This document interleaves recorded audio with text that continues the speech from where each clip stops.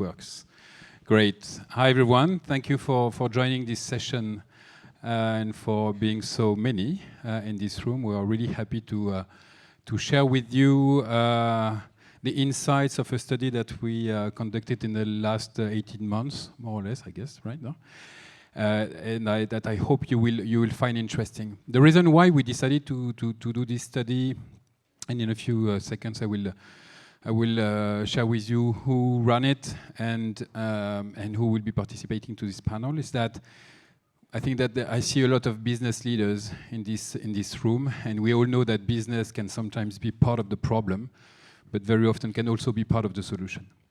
And what we find interesting is that if you look at the media those days, almost every day you could find some CEO or global leader who basically do a lot of public statements and public commitments when it comes to sustainability and sustainable transformation.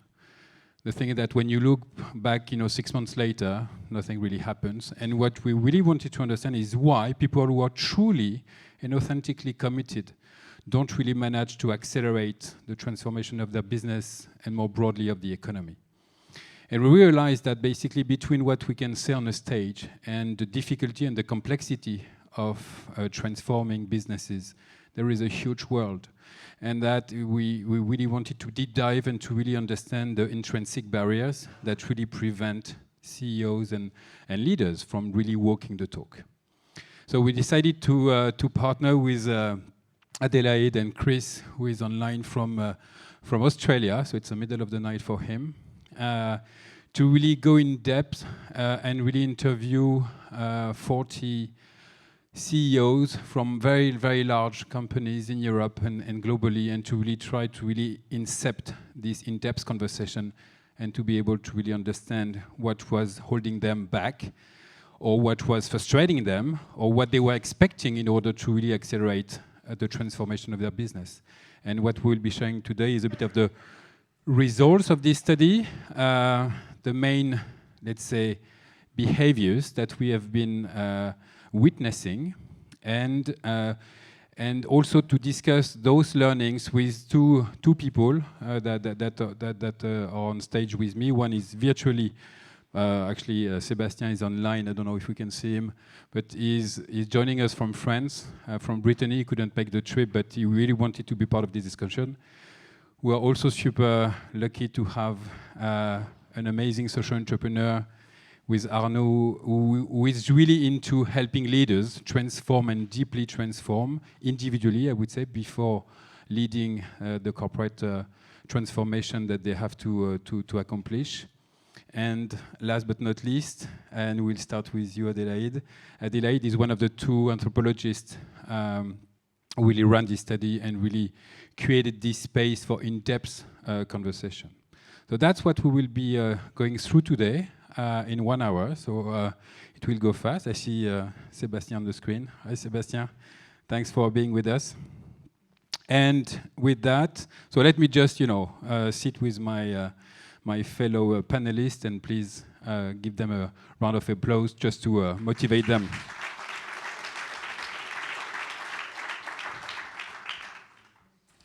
So Adelaïde, thanks for joining, and really, I know that this study was important for you. I know that you learned a lot from that.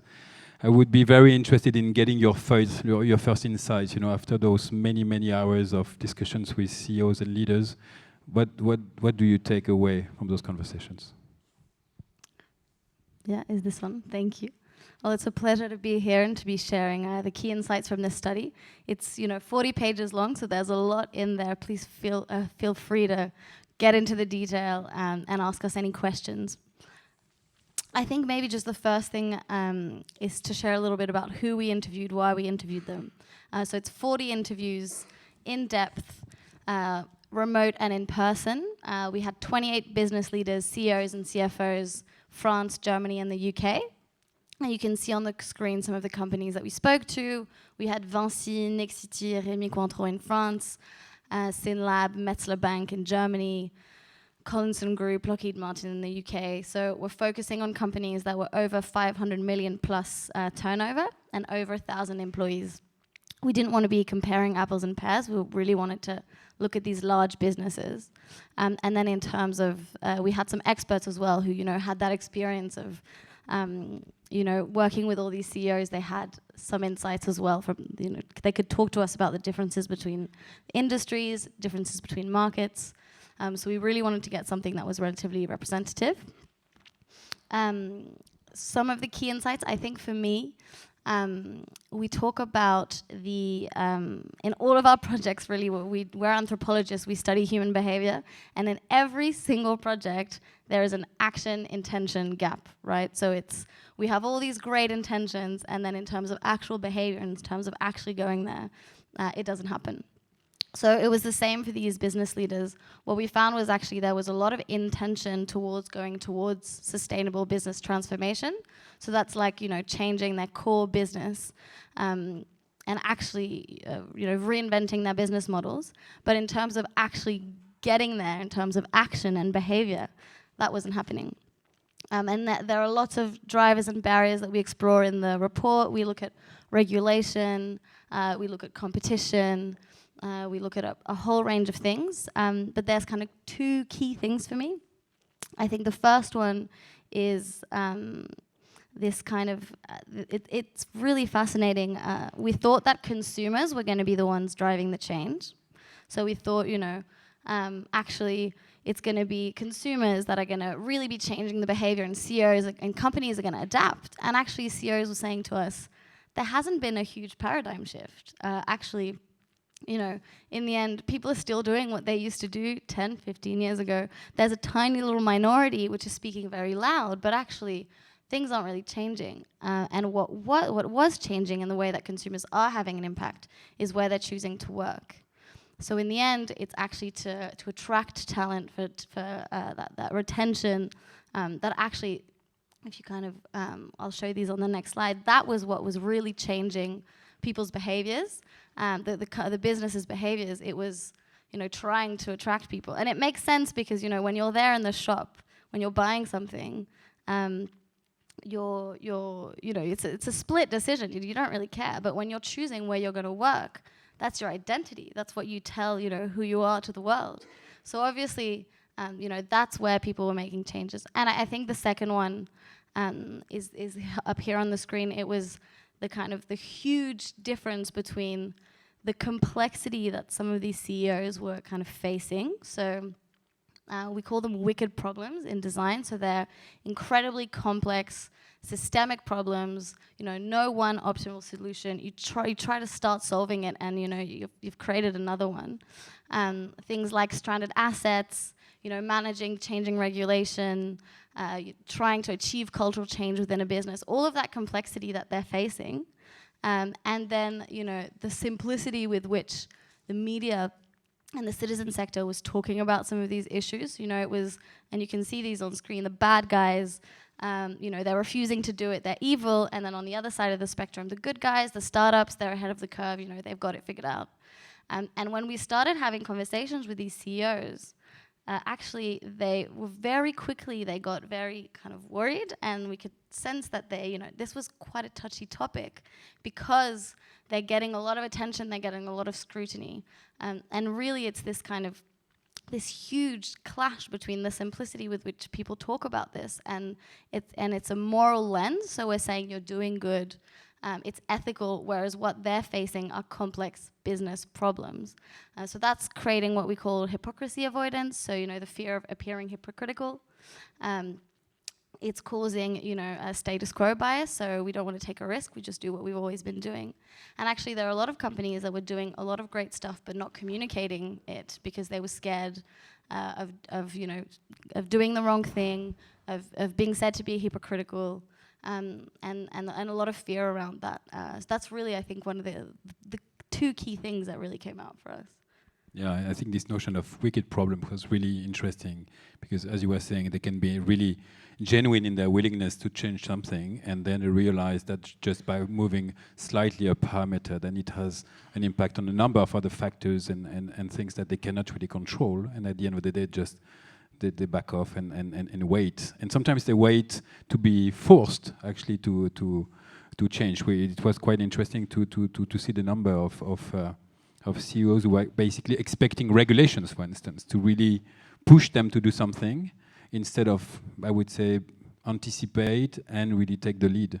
So based on those, let's say, findings and what you understood from that was really holding those CEOs behind, what have you learned in terms of the way certain CEOs really tackle, those aspects and manage to move the needle? What are the strategies that they use?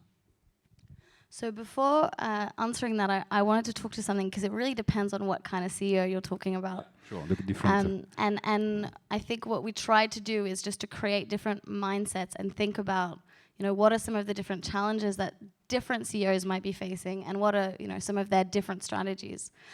So we started mapping, and we created all these indicators for how much the business was going towards, core business restructuring, changing their business model. And we mapped CEOs and businesses on an axis. And if you hit the next slide, you'll see it.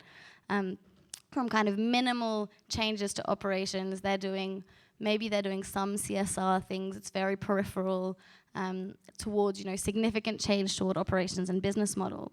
And depending again on the mindset, the type of CEO, you've got different strategies. So on the number 6 here on the far right, you have these business purists. There aren't that many of them, but they see business as inherently having a positive impact. So I'm hiring people, I'm having a positive impact on the world. I'm paying my taxes, I'm having a positive impact on the world. Then you have, and these two in the middle that are darker, they're the ones that we saw the most of. So the sporadic initiator was the CEO who was having, very peripheral, more scattered CSR initiatives. They feel like they're doing a pretty good job, but it's still very small. And then a very common one was this number 4, which we call the striving navigator. They're pretty confident leading a business and making profit, but they're not sure how to deal with all this new CSR stuff. So they want to have more impact. They're quite critical when you really start having these honest conversations with them, but they're struggling to navigate all these wicked problems. And then towards the right end of the scale, so there's the advantage seekers. Those are the CEOs who are really seeing it as a competitive advantage. It's a way to stand out compared to their competition. And then the 1 and 2, it's more kind of intrinsic. So they've got, the legacy builder is someone who's, they've reached a tipping point in their career. They've got to a certain moment where actually they want to give back. They want to do things differently. And the long-term advocate were the CEOs who, they've been doing this for a really long time. They've always had these strong pro-social values. So depending on these kind of different CEOs, you've got different strategies. I think what we really saw from the ones who were doing it successfully, they were talking about this balancing act between,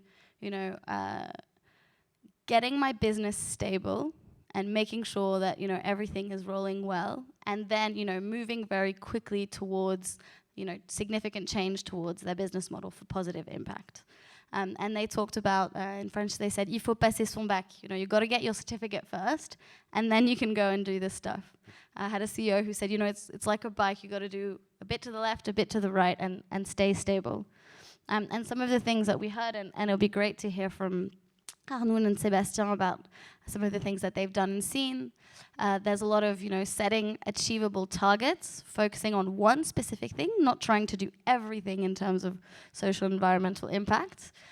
Setting achievable targets and a roadmap. You can't say we're going there, but not say how. There was also a lot of innovation, trying to do things differently, accepting failure. Partnerships, these are complex problems. They require collective problem solving. Another thing that we saw a lot of was, and this is also something we're going to talk about here today, is, you can't just snap your fingers and expect change to happen all of a sudden. And the ones who were doing this successfully were gradually engaging people internally to change the culture. For some of them, it's 50,000 people in your company. Try to get them to do things completely differently. I remember a CEO. We asked him, who's the CEO of tomorrow? What kind of skills does he have? And he said, The CEO of tomorrow is a conductor. He's not the best violinist. He's not the best pianist. He's a conductor. You know, you got to move out of the way and let people kind of build this from the ground up. And I think the last one, and we talked about this when we had the findings of the study, was a lot of the time we're talking about this topic with moral lens, with ethical frames. We're saying good, bad, and actually it's a business problem. And these guys are quite excited to solve this business problem. It's exciting, it's new territory. So I think there's a lot of opportunity around reframing the debate around business complex problem solving rather than moral, ethical judgment. Yeah, thank you. What strikes me is really the fact that what you described at basically the abilities for people to take risks, to innovate, to be more maybe horizontal and partnering with others is really what we see with social entrepreneurs who try to really to have this systemic approach. They are not always successful, but at least we can see a bit of those skills and characteristics that we are really looking after at Ashoka when we elect our fellows. And we can talk about that in a few minutes with Arnaud. But before we do that, since we have Sebastien online, and thank you again for this, we'll really open the floor to the audience in a few minutes. I'm sure you will have tons of questions. Let's really move on. Sebastien, thanks for being with us from France and from Brittany more in particular. We would love to have you react, because we discussed that a lot already, what it takes for CEOs to really lead change and to be consistent, to be authentic, and to be able to really create this culture of change making. I know that this is an important topic for you. So maybe a couple of words on Kersia and how fast growing you are at the moment and why this change making culture is so important for you. Good afternoon to all of you. Sorry not to be with you. I hope that you are listening and hearing well. The first reaction to Adelaide's words. Adelaide, you did assess my professional life recently, or it's amazing how it's describing my daily professional life. To be honest, I had a question for you, and that's not for now, but for further discussion. The question mark, thanks to your words, is how to accelerate the empowerment of people, because that's what we are facing now in the organization. But to answer to your question, Arnaud, so Kersia is an international company headquartered in Brittany in France. We do propose to the food chain some solution as a detergent, disinfectant to prevent the contamination of the food chain by pathogens. So that's true for farmers, for food manufacturers, for kitchen and catering, and also the water purification for drinkable water for human, but also for animals. So in that particular environment, as a lot of companies, we do face an unprecedented crisis, and we need to change and to adapt ourselves. And we are lucky because 3 years ago, we did decide, I would say, an ambitious CSR program. And we also did decide to move further on that topic of change. And so my objective is really to make the company able to absorb the crisis to come and coming and seize opportunities. And we bet on the fact that if individuals are resilient, collectively, we will be resilient. That's the first bet. And the second one is to adopt, and you've mentioned it, Arnaud, the entrepreneurial solution-driven mindset, because you cannot solve such crisis if you look at it globally. So you need people empowered locally, taking into consideration what they do face and solving the issue, day after day and step by step. So that's what we are trying to install across the company. Thank you, Sebastien. And I know that this is a dear topic to your heart, I would say, at a personal level. Can you just share with us why, as a CEO, you decided that it was important? What was your personal I would say, drive for this? Because as you've mentioned it, and to explain, the company grew from 80 million euro top line revenue in 2016, and today in 22 we will be reaching around 450 million euro, and we went from 400 people to 2,200 people end of this year. So you can imagine that, of course, we need to have, I would say, advisors around us, and we do have some. For example, we've got, our consulting firm for operations. We do have a leadership talent management program with academics. But as we have gathered a lot of former family-owned company, because we did 12 acquisitions during the last 5 years, you do have deeply a cultural topic that we have to manage. And we did decide, thanks to the discussion with you, Arnaud, with Ashoka, thanks to some board member that we have in our board, and one of them is with you in the meeting room today. We did decide to work on that cultural transformation through that committed and different program that you have on the slide behind me, to adopt this Changemaker company mindset. So the goal of that program, Committed and Different, is really to help the people to move from the theory to practice, and to create, a tangible spaces to experiment new ways of thinking, working. That's easy to say. Of course, it's difficult to do. But what I'm proud of is that we did start with the first cohort with 14 people.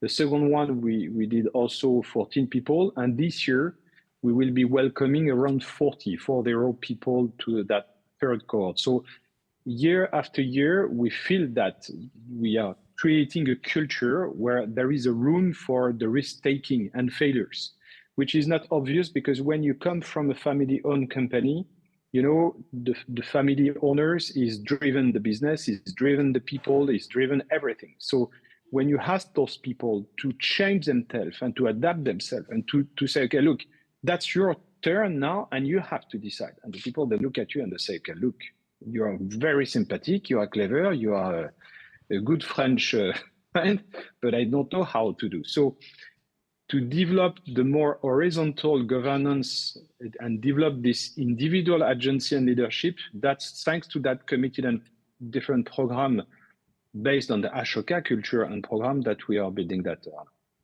Thank you. Before we go to the next question, I would love Arnaud maybe to react to what you just heard, because I know that you are being approached very often for people, who come and say, okay, my sales are dropping, I have this particular issue, etc.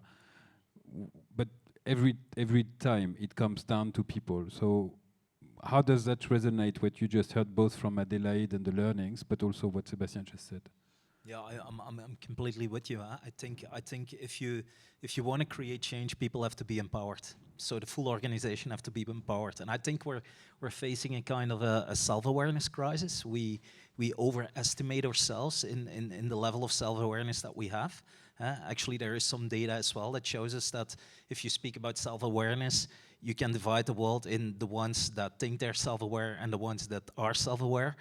And actually, the one that thinks they're self-aware, that's about 90%. And the one that are self-aware, that's only 10%. So that's a bit of the front row over here in this audience, let's face it. So I think there is still way too much hero leadership, wearing masks, the old paradigm, actually. And we really need to tackle that empowerment question and that self-awareness question in organizations. And I think the critical mass in the cultural change what we face with our customers is definitely you're at mid-level leadership. Those guys are the ones that need to be the purpose-driven actually leaders and navigators of the company. But there is a complete lack of employee organizational fit in most cases, because employees, they just adapt. And yeah, I think, and certainly in leadership, there is a paradox as well in the self-awareness, because the higher you climb up in leadership, the more moderated the feedback you get will be. People speak with much more politics towards you because you're in a power position. So that makes it much more difficult for you to stay self-aware. And I'm in social entrepreneurship myself for 20 years already. We have a damn purpose-driven enterprise, actually. But for me personally, it's hard work every day again to stay in my core, I think. So I completely link to the comments. I recognize a bunch of stuff as well, being on sales, talking with CEOs that actually do beautiful stuff in becoming more sustainable, but are afraid to talk about it, communicate about it, because somebody will hunt them down because they're not perfect yet. And we're in that paradox again that I think this is an evolution we're dealing with, but there is so much time pressure that it kind of looks as a revolution that we need. And of course, if you're in the old model with your company and you want to move into a more regenerative, sustainable company, there are steps in between. And the problem is that when you take the first steps, certainly somebody will smash you and call you a window dresser. That's the problem that we polarize in that discussion as well. And of course, we can't applaud window dressing, but maybe it's a first step. It's a first step to persuade people in the next step. So it's about creating a kind of a positive but skeptical voice as well in cooperating with these organizations, I think. True, and just to come back, Sebastien, to committed and different. Can you just share maybe with us, how working with social entrepreneurs like Arnaud and others really help develop this new mindset within Kersia? What Arnaud is saying is really resonating to me because, while we do train our people with academic programs for leadership, management, and skills, the people struggle again to move from theory to practice. And what I like, even I love entrepreneurs and social entrepreneurs mindset is really the fact that they are never blindsided by issues. They are changing, they are alliancing in their ecosystem, and they are really anticipating the change, and never they stay in the same position and saying, look, that's not my role and that's not my responsibility. And that's what we want to install and build inside the company. And Arnaud is perfectly right. The main issue we have is really in the middle of the management, because the people, they are, far away the headquarters, they are sometimes alone with the small teams, and they consider that they do not have the means, etc., etc. And when you look at the scale of a social entrepreneur, in fact, they are smaller than we are. They do have less means than we have. But versus what we face in those situations, they are better because they really move further, and they've got inside their alliances and at ecosystem level, they are finding the solution to move further. And that's what we want to build inside the Kersia organization. Thank you. And I know that, sometimes you say that you're tired of people just coming and asking for permission. And you want them to take action and maybe ask for forgiveness afterwards. So it's a new way of looking at this. But what do you think is necessary in terms of, let's say, the critical mass of people that you need to bring as change makers before it changes, let's say, the behaviors of everyone in the company? What we are trying to do, I would say, a positive wedding. On a side, we've got an objective to train 10 to 15% of the total employees we have in the group, because we know, and that's historical data, that when you are reaching 15% or in between 10 and 15, you can consider that you will be moving further because you have distilled inside the organization the new mindset and the new skills, in fact. But additionally, what we have done last year to accelerate and to empower people is to open the capital of the company. And so today we've got 42% of employees, but from C-level to operators, that are owners, partially, of course, of the group. And it means that we are trying to marry the skills with the training and the committed and different program, and the empowerment and accountability that we are, all of us, because we are all, or the majority, shareholders of the group. And that's what we are trying to conduct. It's starting to change. we see, and the feeling is quite good, that people, they start to to innovate. For example, thanks to the sandbox we have built with the Ashoka team inside Kersia, we start to receive some innovative mindset and ideas.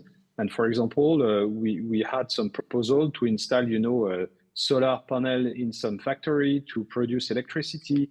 And they did decide by their own to do so, but we've got also an idea to collect the water of the roof, to treat the water and to reuse that water instead of pump in the tap water of the collective system. So that's for the moment, that's small ideas. That's not costly, to be honest, but it's really helping the company to change and to adapt themselves. Thank you, Sebastien. I have a question which was not anticipated. Apologies for that, but I'm sure you will be able to answer. So you're in a LBO scheme, right? So you have a major investor on your side, and I know that your investor was quite impressed with two things. I think this is important because we also need to bring along those investors as we develop this culture of change making within organizations. Would you mind sharing a bit the two aspects that they like at Kersia and that they value particularly? In fact, you're right. 2 years ago, December 20, we have changed our majority shareholders from a private equity firm to another one. The first one was Arnaud, and now we've got IK Partner. It's a Scandinavian Nordics private equity originally. And when they did assess, they've done that due diligence process that all of you know, and they did assess particularly two key levers in the Kersia group. The first one was the PMI, the post-merger integration process that we have developed by ourselves to integrate properly the people and to share culture and to avoid your, I would say, cultural misfit. So that's what the first. And the second one, you're perfectly right, Arnaud, it was the committed and different program among the CSR, I would say, program that we did start a few years ago. So those two levers, this is I would say, the better cocktail that we have done to integrate people, because you can imagine when you move from 400 people to 2,200 people, if you don't have some solid guidance and skill training platform to help them to change, you fail. And I think that today we still have that success and people are staying inside the group and the level of retention is quite good. And I think that this is because we are benevolent with them, we are taking care of them, and we really want to share value with them that we are creating together. That's what we are doing and the aim that I have personally. Thank you. So that means that investors increasingly see the value of those programs and not just look at them as, useless expenses, but really something that can really create this common ground and this common culture within the organization. Thank you so much, Sebastien. We'll get back to you in a few minutes, I'm sure, but I would love to transition to you, Arnaud, because at Changemaker companies at Ashoka, what we do is really to incept this new culture of change making, because again, strategies and process are important in order to accelerate transformation, but people are the true drivers. So how do we make sure that everyone in a company feels empowered to create change, to lead change, and to face the different barriers that we saw that are really numerous? So it's really important that people really master those skills and are really able to move the needle, step by step in their respective organizations. And I know, Arnaud, that this is what you do on a daily basis. So maybe you could just reintroduce Streetwize, because I'm sure that even though you're a rock star, everyone knows you. There might be a couple of people who don't know exactly the story of Streetwize. And then I would love to really, help us really understand how you leverage, the skills that you have seen in Street Kids in order to equip leaders and people in corporations. Yeah, thank you, Arnaud. Presenting our organization, it's mobileschool.org is the name of the organization. It's actually a hybrid social enterprise. So we have two brands. We have Street Smart and Streetwize. With Street Smart, this is where it all started, building mobile schools to go and empower street-connected children and youth in the street. 150 million kids that are approached as a problem in society because they are needy kids in poverty on the streets, helping to shift the paradigm to an opportunity focus, not talking about 150 million needy kids in the streets, but starting to talk about 150 million untapped talents, you know, small human creatures with potential. We just waste as society. So taking that opportunity focus, and we designed mobile schools to bring them into the streets, to bring non-formal education to the streets, actually with the focus on empowering those kids, telling them that we see a role for them in society and convince them of their own potential. That's what we do with Mobile School. After a few years of doing that, based on philanthropy, I got into a very inconsistent thing in our model, because we were reaching out to the streets to tell these kids, you know, like, you should develop yourself. It's a model of sustainable development. It's not about giving them fish, it's about getting them to pick up responsibility and create change in their own lives. But our model to reach those kids was completely financed by asking for fish. We were just asking for philanthropy and donations, using it to build an organization, build mobile schools, bring them to kids in poverty. And when they told us, like, give me some food or money, we told them, like, no, we don't believe in begging. You know, we bring education. And I think if you want to change the world, you need innovative new ideas. You need to have a vision, but you need to be what you preach as well. So we started Vision. So we created Streetwize, which is the business venture. So Street Smart, Streetwize. At first, we started learning from them because we saw problems on the street, but we got amazed as well with mainly a bunch of kids that were outperforming. A guy that learned 12 languages by handing out leaflets of pizzerias to tourists in Guatemala. Picked up 12 languages. I made a film with the guys that telling me the story of his life in Flemish, in Dutch.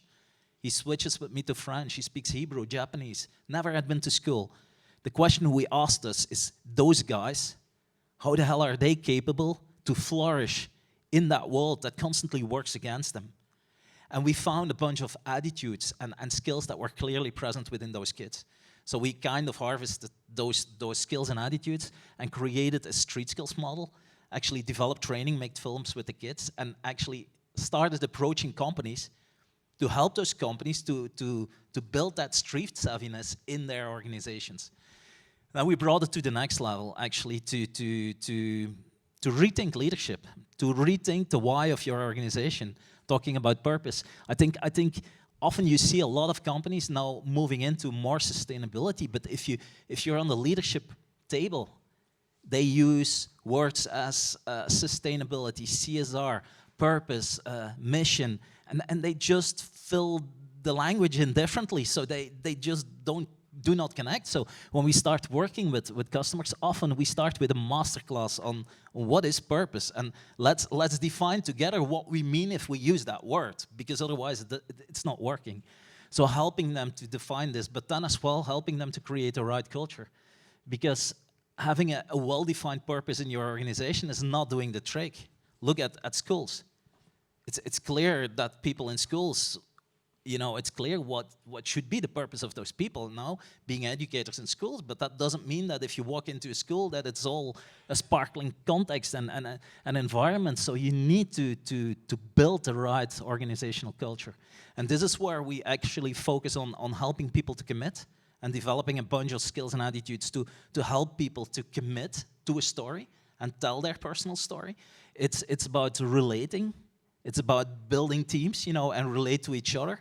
And actually, as well, get into more collaborative thinking and collaborative leadership, and pass your own brand and your own position and really start collaborating. It's about impact, it's about performance, and it's about leadership. So this is how we enter the companies, actually, from a training kind of positioning, developing the right attitudes and skills, and building the right stories. If I may, one more thing. When we work with leadership teams, linking it back to self-awareness, we always tell people, if you want to create movement in the organization, if you want to engage the people need to understand here why they would be part of your movement, but they need to feel it in the belly as well. They need to understand it, but they need to feel it as well. And the understanding that strategy, you know, that's the management story, that's controlling what you're doing and measuring what you're doing. But the belly is purpose, the belly is relations, the values is values. But if I work with leadership teams and I tell the leadership, take a piece of paper and take 5 minutes and write down the leadership legacy you want to leave in your company, the story you want to write with the power position you claim in your organization, they always negotiate on time, on the 5 minutes, because they just start thinking about this when you ask them the question. And I think if we want to transform, the big thing is going to our core and think about why. Why are we doing what we're doing? And when you claim a leadership position in a company, what are you going to do with this? What's the impact you're going to bring? This is where you will find the energy to become brave, to outstand, to collaborate with your competitors, because the change will be a market-related thing. When you're the only company in a certain market moving, you probably will be out of competition. So it's about finding those cooperations, but it starts with your leadership story, I think. And many of us claim that we know, but believe me, we don't. Yeah, and this is what you were saying before as well, in terms of many leaders wearing masks, you know, and trying just to cope with the culture or what they think, you know, is expected from them. It's hard, and it was interesting to hear Sebastien saying that it's also a personal matter. You know, you need to be able to lead by example and to be the first recognizing your own failures, your own limits. And I think that this is something that is sometimes difficult for CEOs who are supposedly heroes, and you should be able to solve every single problem. Just to come back on the self-awareness aspect, because I see a strange tool just behind you. So I know that you wanted to talk about this aspect, and you just started talking about your guts in your belly, but I don't know if you want to use it to exemplify a bit more what you wanted to say. It was brought all over from France. The thing we had like a prep thank you, discussion. Maëlys, for bringing this up. Yeah, I used the metaphor of a boxing sack, and Maëlys told me like, I'm gonna bring one. You can show it on stage. Let's do this. You know, like when in the keynote speeches, you know, and talking about self-awareness, I always use this metaphor. Like if you go and buy one of those guys in a sports shop and you forget to put water in the bottom, and you're gonna hit the thing. It's going to be an uncontrolled object. It flies everywhere. But when there is weight in the bottom and we can prove it, if you hit it, it kicks back. You know, and this is about being grounded. This is about the roots. This is about, you know, who you are and why you're doing what you're doing and what are your main values. This is about self-awareness, I think. And we can project it to you individually in your own leadership, but you can project this on a team level as well. Who is the team you're leading? You know, what's the story? What are the relationships? It's on the organizational level as well.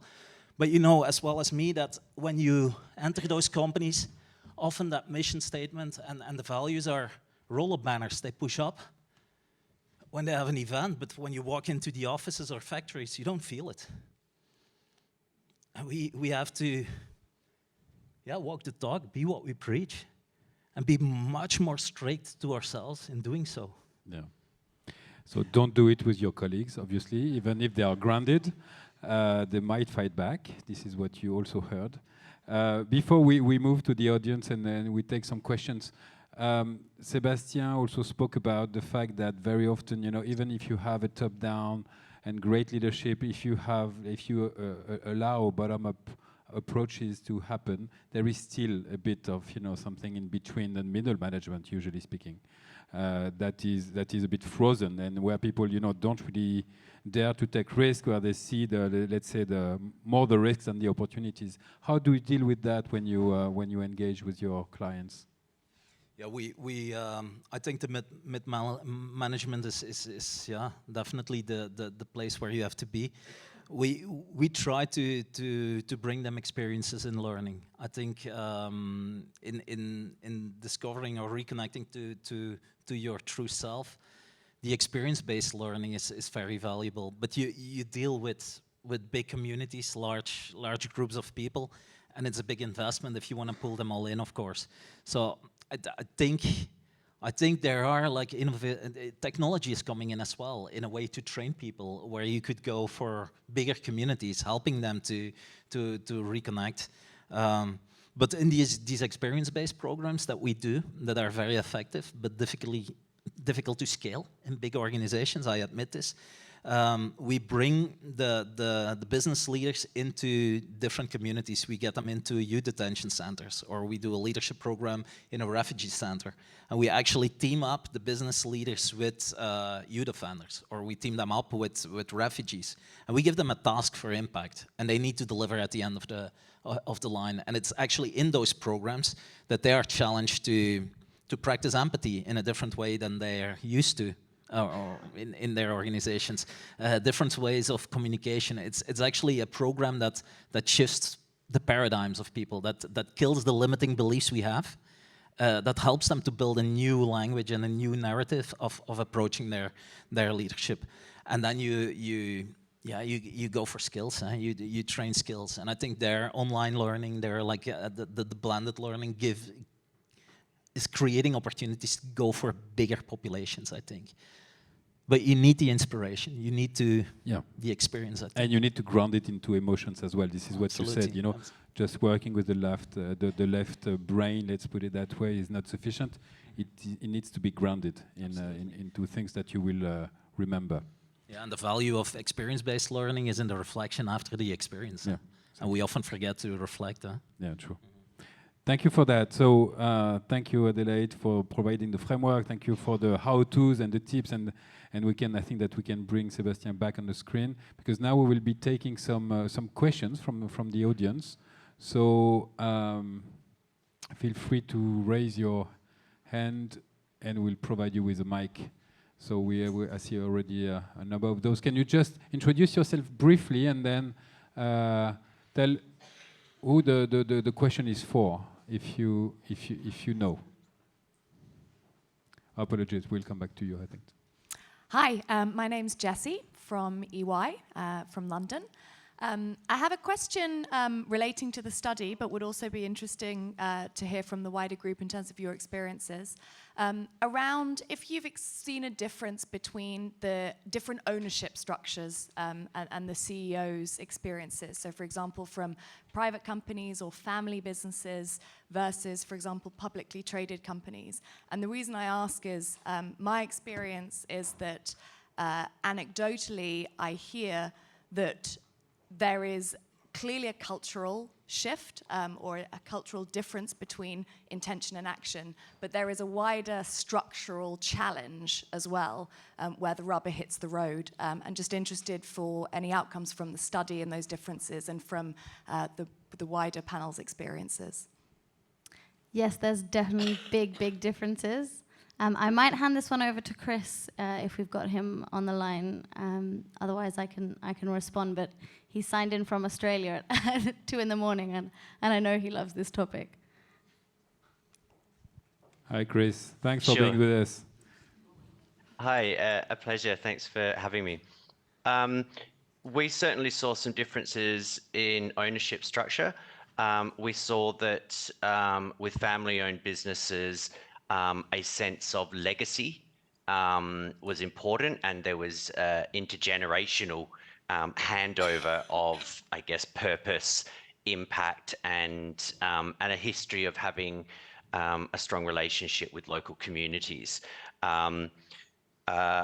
We also saw that with companies that had private equity, there was some, I guess, acceptance that there may be some more experimentation, potentially more comfortable with a longer term payoff.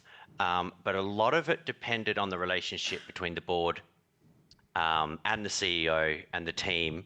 But yeah, family-owned businesses, very unique, and private equity, depending on the relationship between the board and the CEO, did seem to have a bit more of that experimental and longer term vision there.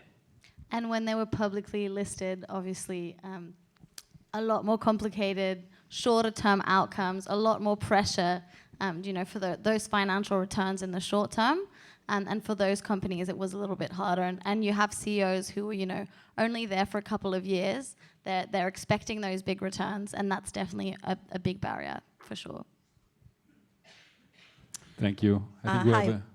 Oh, I'm sorry. I think your Oh, okay. yeah, your neighbor. I think had a raised. Sorry.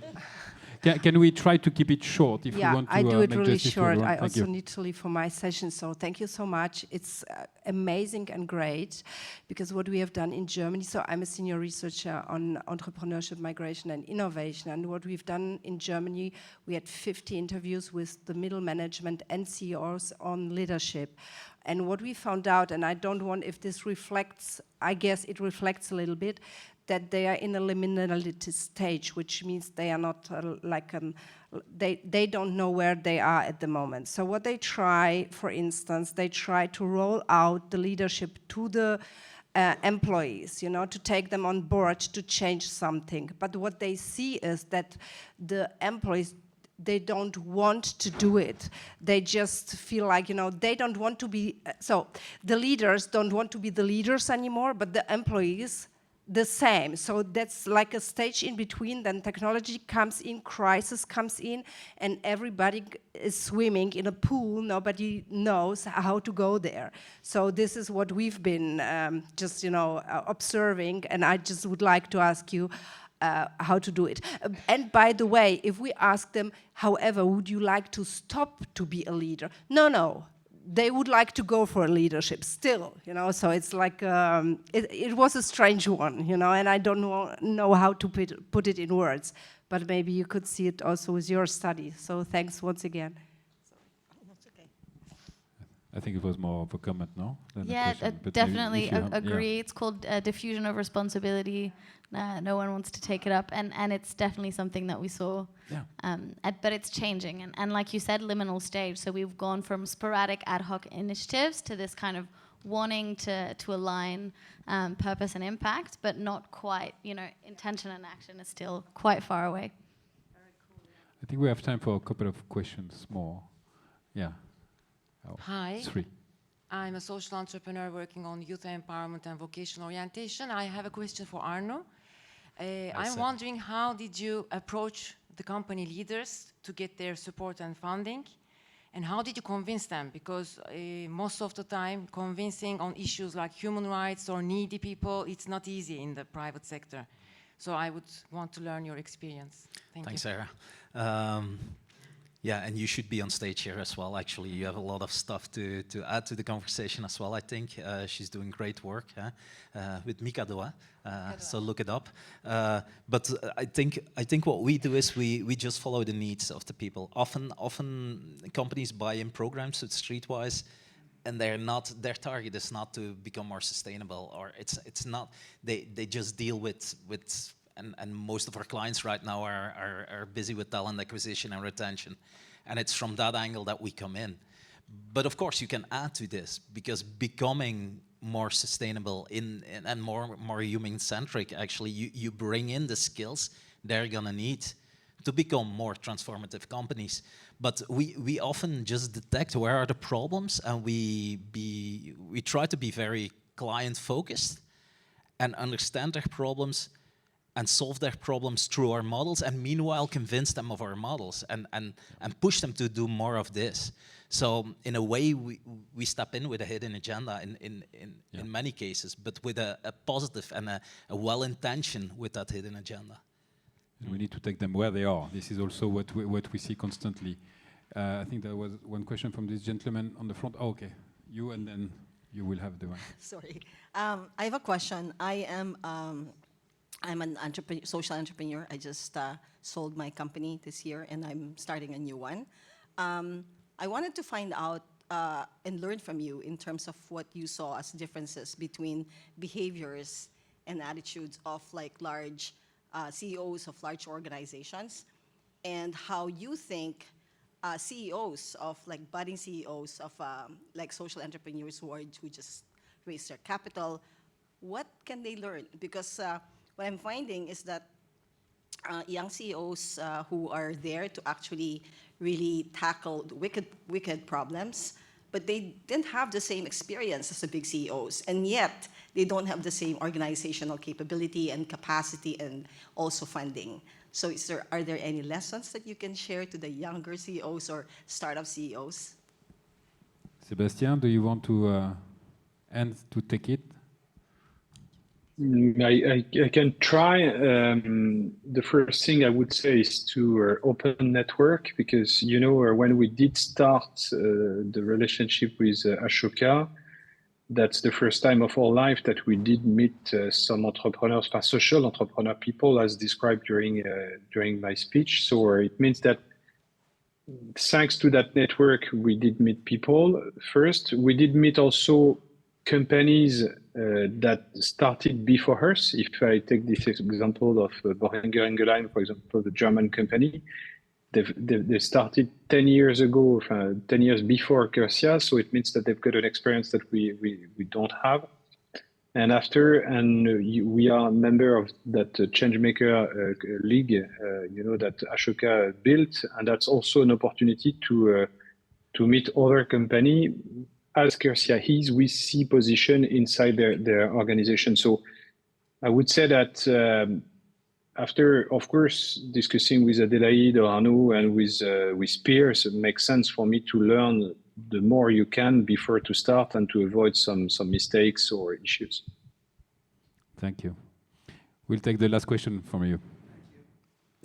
I'm Eric Felt. I'm an Ashoka Support Network member from Sweden. I've been working in financial industry most of my life, and we are obsessed with KPIs and targets and measurements and also remuneration.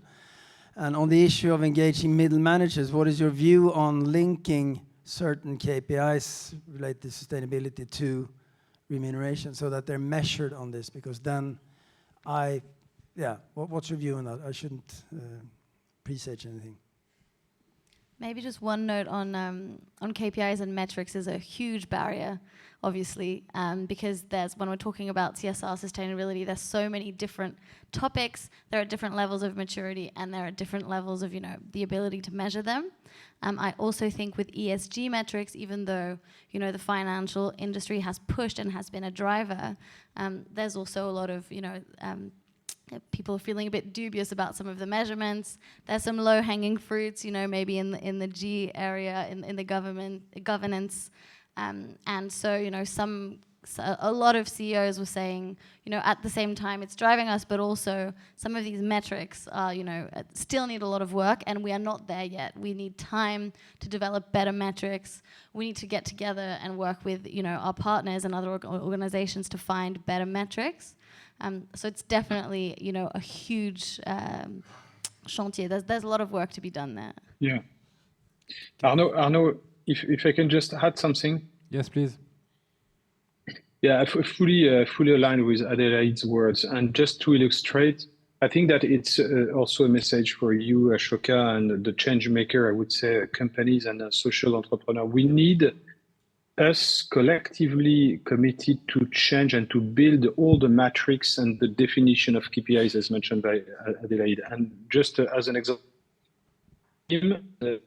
some of are in meeting room, and this with Isabella, yes, director, she's with you. We are trying to build an EPNL, you know, or what we call environment PNL, but call it CSR PNL, because to make the relationship in between financial criteria and KPI that all the people in the world know with the new one, and to make equivalence and to be sure that the people that understand themselves. And that's really something, and Adelaide is perfectly right, that we need to work on, because that's missing today in the panorama for building that CSR further step. Thank you. Do you want to add something? Yeah, in 20 just seconds? one thing. Next to the matrices, and I'll bring it back to the self-awareness of people. If you speak about values, if you speak about impact stories of the engagement, the reason why people engage in a company, this is where the impact side is. And of course, in there we don't have the tools. So we should train the people to correct themselves when they shift out of their core and when they're like compromising on values. And I think you can do this by raising that self-awareness and training people in that self-reflection. Because if people will do that, they will correct themselves towards those values and towards the bigger stories they write, I think. So you need the matrices as well, but you need to train the right skills as well, I think, in the people. Yeah, and talking about skills, Sebastien, we did not mention that you decided to really integrate what we call the Changemaker skills, so empathy, collaboration, horizontal leadership, etc., into observable skills in your performance reviews at the company. So I think that that's also a way to basically complement, let's say, the competency metrics of a given organization with this set of soft skills that also need to be mastered in order to really, I would say, lead sustainable change. We are reaching the end of this session. I would love to make justice to Chris, who woke up until so late, to ask you maybe, Chris, to share with us, in 2 to 3 minutes, your main takeaways of this session. And also, obviously, from the study, if you want to add what Adelaide said before, and what you just learned. What would you share with the audience today? Great, thank you, Arnaud. Listening to the conversation and reflecting on the research, I think there's 2 themes that continue to come through. One was this self-awareness, which has been talked about.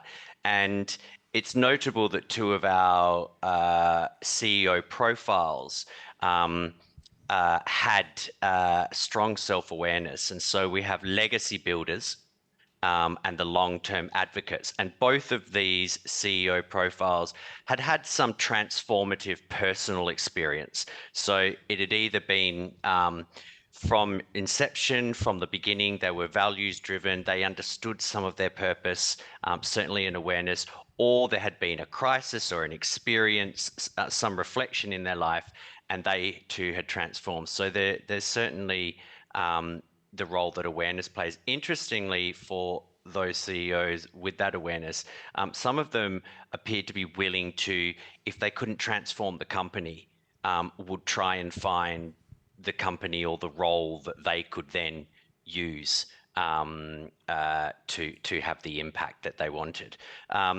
Another point adding on that is, with awareness, is where is the influence coming from, and what sort of voices are CEOs hearing and senior leaders? And certainly the organization structure has an impact there.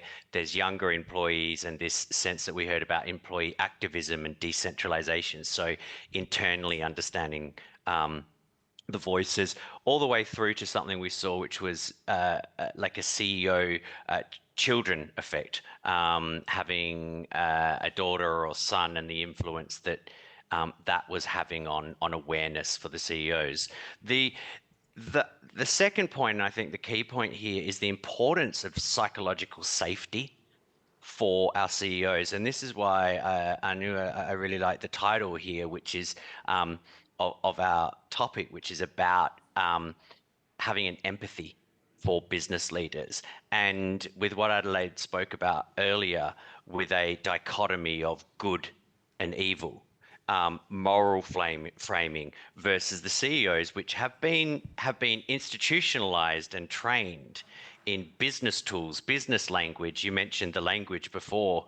And so to a degree, they're not necessarily equipped or haven't traditionally been equipped to navigate this good versus evil dichotomy, which is very easy to see in the media.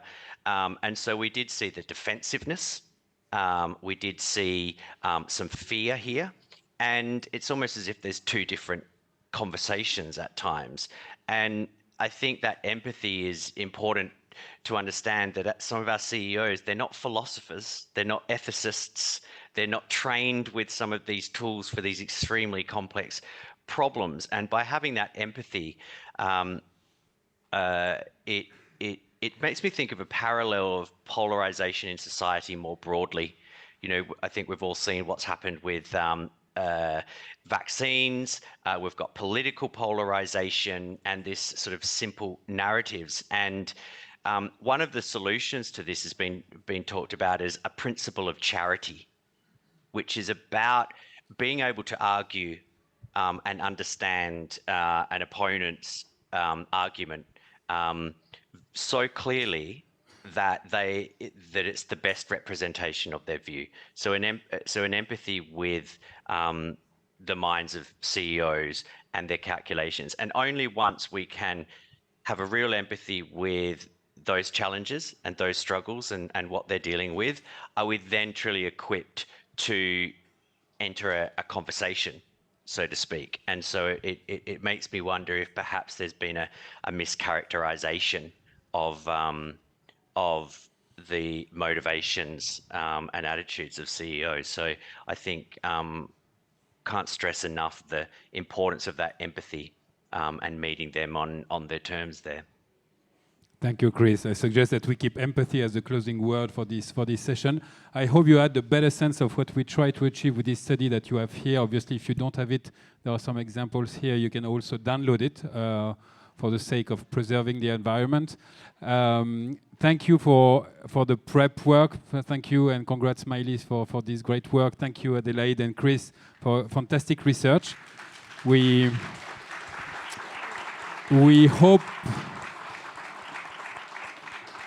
hope to continue it and to keep it as a tracker. Thank you, Arnaud, for your great insight. Thank you, Sebastien, for calling from a distance. And see you soon. And have a good rest of the conference. Thank you. Bye-bye.